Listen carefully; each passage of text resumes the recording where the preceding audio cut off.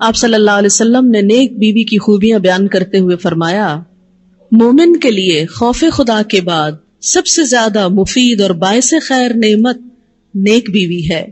جب وہ اس سے کسی کام کو کہے تو خوشی سے کر دے، جب وہ اس پر نگاہ ڈالے تو اس کو خوش کر دے۔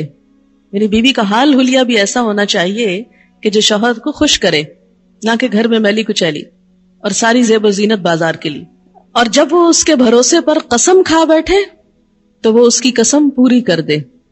جب وہ کہیں چلا جائے تو وہ اس کے پیچھے اپنی عزت و آبرو کی حفاظت کرے، اور شوہر کے مال اور اسباب کی نگرانی میں شوہر کی خیرخواہ اور وفادار رہے۔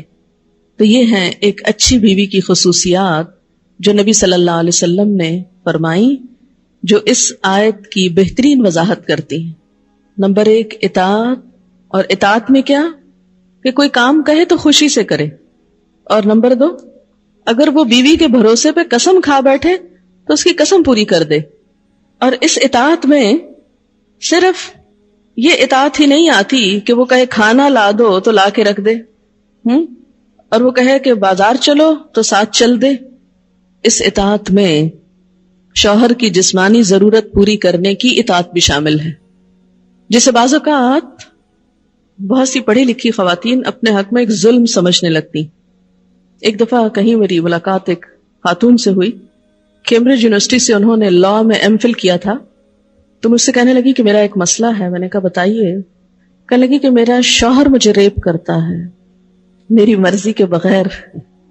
میں نے کہا قانون پڑھ کے قانونی ٹرمز ہی گھر میں بھی استعمال ہوں گی، شوہر اور ریپ؟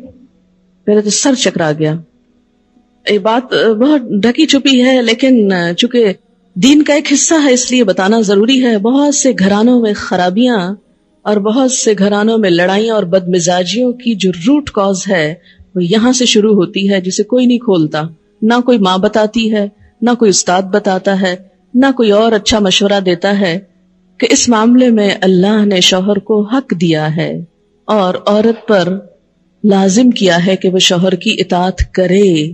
لیکن جب عورت کا ایک موڈ ہی صرف ریزسٹ کرنے کا بن جائے اور شوہر کو صرف یہ انڈرسٹینڈنگ ہو کہ اس نے تو میری بات ماننی ہی نہیں، تو یہ چیز بہت سی تلخیوں کو جنم دیتی ہے۔